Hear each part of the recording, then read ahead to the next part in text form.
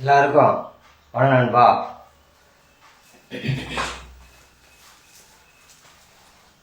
Thirukkural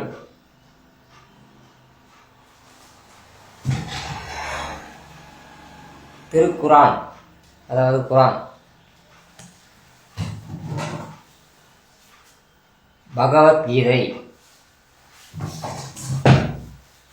Bible, பரிசுத்த வேதாகமம், அதாவது பைபிள்.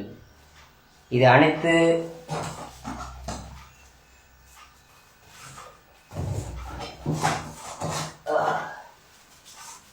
எல்லா புக்குமே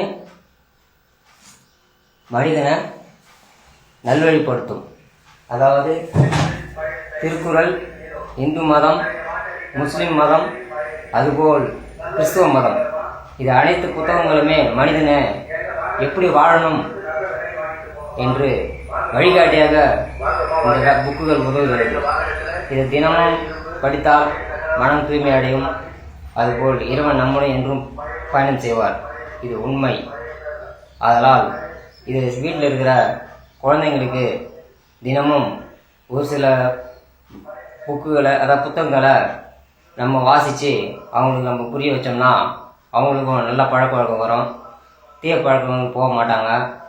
அதுபோல் சமூகத்தில் புத்தகம் வாசிப்பது இப்போ குறைவாகவே உள்ளது. ஏனென்றால் எல்லாமே இப்போது செல்ஃபோன் மூலமே தன்னோட நேரத்தை செலவு பண்ணுறாங்க. செல்ஃபோன், அதாவது ஃபோனில் என்ன சொல்லுவார்னா, தவற சொல்லுவார்ல, நம்ம தொலைபேசி பேசும்போதோ இல்லை பயன்படுத்தும் போதோ அது சமூகத்துக்கு பயனுள்ள வகையில் நம்ம பயன்படுத்தணும். ஆனால் எந்நேரமும் செல்லுலேயே நம்மளோட நேரத்தை செலவு பண்ணக்கூடாது. நல்லதுக்கு வந்து பயன்படுத்தணும் செல்லை. அதுபோல் தேவைக்கு மட்டும்தான் செல்லை பயன்படுத்தணும். அது நல்ல தேவையாக இருக்கலாம்.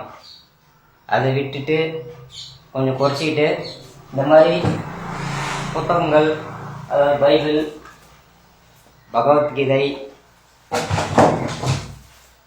குரான், அதுபோல் திருக்குறள், இந்த மாதிரி புத்தகங்களை வாசிக்கிறதுக்கு கொஞ்சம் நேரம் ஒதுக்குங்க. மன தூய்மை அடையும். அதுபோல் நினைவாற்றல் பெருகும். அதுபோல் உடலில் பல குறைபாடுகள், அதுபோல் நோய்கள்லாம் குணமாகுதுன்னு சொல்கிறாங்க அறிவியலாளர்கள். அதனால் அதாவது புத்தக வாசிப்பை எல்லோரும் பின்பற்றணும்னு இந்த பதிவு உங்ககிட்ட நான் பதிஞ்சிக்கிறேன். தப்பாக இருந்தால் என்னை மன்னிச்சிடுங்க. இந்த குரான், இந்த திருக்குறள், அதுபோல் பகவத்கீதை, அதேபோல் பைபிள், இது எல்லாமே மனிதனுக்கு நல்லது தான் சொல்லுது, நல்வழிப்படுத்துது. இது தினமும் ஒரு சில வரியெல்லாம் படித்து வந்தால் மனம் தூய்மை அடையும். அதுபோல் யாரும் தவறான பாதைகளும் சொல்ல மாட்டாங்க. முக்கியமாக வீட்டில் இருக்கிற குழந்தைங்களுக்கு இதை நம்ம புரிய வைக்கணும், சொல்லிக் கொடுக்கணும். அதுபோல் இதை பின்பற்றினால் நல்லதே நடக்கும். இறைவன் நம்மளும் எப்போதும் பயணம் செய்வார். நான் சொன்ன தப்பாக இருந்தால் எல்லாரும் என்னை தயவுசெய்து மன்னிச்சிருங்க. நன்றி.